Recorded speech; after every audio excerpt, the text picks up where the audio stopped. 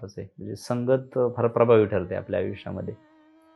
नारद भक्ती सूत्रातलं एक वचन आहे, दुःसंग सर्वथैव त्याज्यः.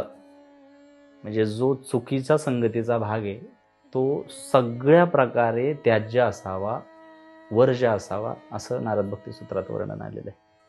इतकं लांबचं सांगण्यापेक्षा आपले जगद्गुरु तुकोबराय म्हणतात, ढेकणाच्या संगे हिरा तो भंगला. सगळ्यात कठीणातला कठीण धातू म्हणजे हिरा. हिरा ऐरणीवर जर ठेवला आणि घणानं घाव घातला तरी सुद्धा हिरा भंग पावत नाही, तुटतच नाही. कठीणातला कठीण धातू म्हणजे हिरा. कठीणाची परिसीमा म्हणजे हिरा. इतका कठीण असणारा हिरा नुसता ढेकून त्याच्यावरून चालत जाऊ दे, 2 तुकडे होतात हिऱ्याचे. तुकोबरायांचं साहित्य विश्व फार समृद्ध आहे. तुकोबराय म्हणतात, ढेकणाच्या संगे हिरा तो भंगला. इतका कठीण धातू असणारा हिरा कोणाच्या संगतीमुळे भंग झाला? ढेकणाच्या. आपल्या आयुष्यातली ढेकणं तपासायला पाहिजे. बऱ्याचदा आपल्याला सभोवताली आपापल्या आजूबाजूला वावरणाऱ्या माणसांची भूमिका स्पष्ट कळत नसते. संगत जेव्हा तुम्ही विषय काढला तेव्हा सगळ्यात अगोदर या प्रश्नाचं उत्तर देताना मी एकच गोष्ट अधोरेखित करेल की तुमच्या सभोवताली कोणकोणत्या प्रकारची माणसं वावरतात आणि रोज सहवासात असणाऱ्या माणसांची वैचारिक पातळी काय हे तुमच्या आयुष्यासाठी फार महत्त्वाचं ठरतं. कारण कळत न कळत त्यांच्या मानसिकतेचा, सातत्यानं सहवासात असणाऱ्या लोकांच्या वैचारिक पातळीचा न कळत तुमच्यावर प्रभाव पडत असतो. तुम्ही तसे होत असता, ते तुम्हालाही कळत नाही. तुम्ही तसेच होत असता, हे लक्षात घेतलं पाहिजे. संगत आणि सांगण्यासारखं भरपूर आहे, पण ह्या प्रश्नाचा शेवट करत असताना मी एवढंच सांगेन की स्वाती नक्षत्रातल्या पावसाचा जो थेंब असतो तो जर शिंपल्यात पडला त्याचा मोती तयार होतो. मोती होतो, ठीक आहे, वेल नोन उदाहरण आहे सगळ्यांसाठी. पण मला म्हणायचंय की तोच पावसाचा थेंब जर गटारात पडला तर वाया जाणार ना. मग आता आम्हाला नेमकं कुठं असणं गरजेचं आहे? त्या शिंपल्यात पडलेल्या थेंबाचा मोती होणं गरजेचं आहे का? आम्हाला कुठं असणं गरजेचं आहे? आम्हाला स्वतःला काय बनवणं गरजेचं आहे? हा अप्रोच फार मॅटर करतो. हा दृष्टिकोन फार महत्वाचा ठरतो. रस्त्यानं चालताना तुम्हाला एखादा आंधळा दिसला तर त्याला आंधळा का म्हटलं जातं? त्याला काय नाही, दृष्टी नाही. दृष्टी नसली तरी त्याला दृष्टिकोन फार मात्र कमालीचा असतो. तसं आपल्या डोळ्यांची नजर जरी थोडीफार कमी झाली तरी चालेल, पण ही दूरदृष्टी कमी होता कामा नये.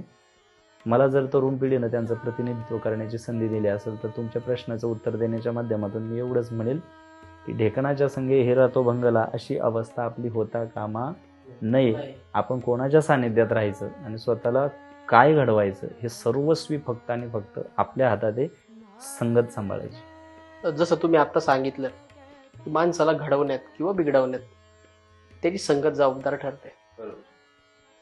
तर माणसाची जी सामाजिक भूमिका आहे त्याच्यावरती कौटुंबिक जबाबदारी किंवा कौटुंबिक वातावरण या गोष्टींचा काही प्रभाव पडतो का? काही प्रभाव पडतो म्हणण्यापेक्षा भरपूर मोठा प्रभाव पडतो. तुम्ही कोणत्याही क्षेत्राची निवड करत असताना किंवा तुमचं सामाजिक आयुष्य घडवत असताना फार तुमच्या आयुष्यातला जवळचा घटक म्हणून तुमचं कुटुंब त्या ठिकाणी भूमिका पार पाडत असतं.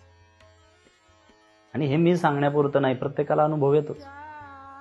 तुम्ही बघा, समाजात विशिष्ट उंचीवर पोचलेली माणसं सुद्धा कधी कधी फार खचलेली दिसतात, निराश दिसतात. त्याचं एकमेव कारण काय आहे तर गृहक्लेश. गृहक्लेश हा इतका माणसाला डिवचतो. हे तुमच्यासमोर कारण देण्याचं एकमेव या ठिकाणी माझा हेतू जर काय असेल तर तुम्ही जो प्रश्न विचारला, कौटुंबिक वातावरण किती प्रभावी ठरतं किंवा किती त्या ठिकाणी त्याचा फरक पडतो, भरपूर फरक पडतो. आणि आताच्या युवा वर्गाला मी आपल्या या माध्यमातून एकच सांगेल की कौटुंबिक वातावरणामध्ये वेगवेगळे मतप्रवाह असू शकतात, कुटुंबात मतभेद असू शकतात, एखाद्या गोष्टीवर वेगवेगळी मतांतरं असू शकतात. ह्या बाबतीत मी याचा निवाडा करत असताना माझ्या अभ्यासानं एकच म्हणेल की कोणतीही परिस्थिती स्वीकारली की ती हाताळायला सोपी जाते. स्वीकारायला शिकलं पाहिजे. स्वीकारलं की सोपं जात.